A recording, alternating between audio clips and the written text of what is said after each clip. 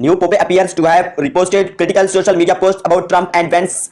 The newly elected American Pope, Robert Prevost, appears to have previously reposted social media posts critical of Vice President J.D. Vance and the immigration policies of President Donald Trump, views that were in line with his predecessors and could cause friction with the White House. An ex-account listed under Prevost's name did not appear to personally write any of the critical posts, but reposted articles and headlines from others. Someone has contacted the Vatican, X, formerly Twitter, and Prevost's friends, but so far it has not been independently confirmed whether this ex-account is linked to the newly elected Pope Leo xiii.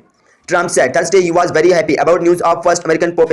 It was unclear if he had been told about the apparently critical social media posts, and the White House did not respond to a request for comment about the posts. Vance's office pointed to a statement the vice president had made earlier when he posted his congratulations on X. The post took him at past minutes from Vance accusing the far left of caring more for migrants than American citizens, as well as the Trump administration's wrongful deportation of Kilmar Abrego Garcia, an undocumented immigrant who has residing in Maryland before he was sent to a Salvadoran prison. The letter was the subject of the most recent critical repost. On April 14, the account reposted an article regarding Abrego Garcia and a piece written by Auxiliary Bishop Avelio Menjivar of Washington, D.C. The bishop urged the federal government has pursued a shock and awe campaign of aggressive threats and highly visible operations of questionable legality that go far beyond mere immigration enforcement.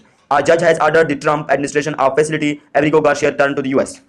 Before that, on February 13, the account shared a letter by former Pope Francis in which he condemned the Trump administration's mass deportations. Francis especially criticized deporting those who have fled their homelands due to poverty, exploitation, and persecution as damaging to the dignity of man and woman. An authentic rule of law is verified precisely in the dignified treatment that all people deserve, especially the poorest and most marginalized. The true common good is prompted when society and government with creativity and strict respect for the rights of all, as I have affirmed on numerous occasions, welcomes, protects, promotes, and integrates the most fragile, unprotected, and vulnerable. This does not impede the development of a policy that regulates orderly and legal migration, Francis wrote.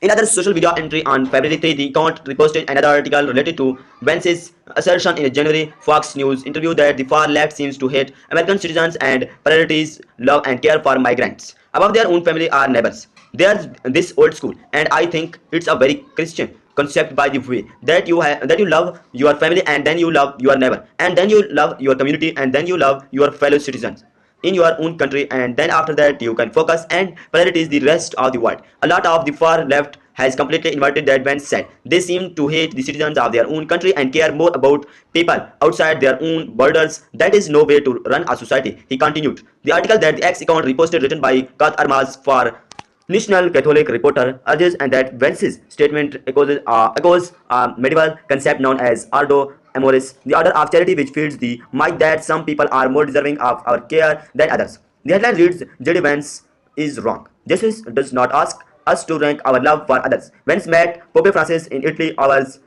before his death.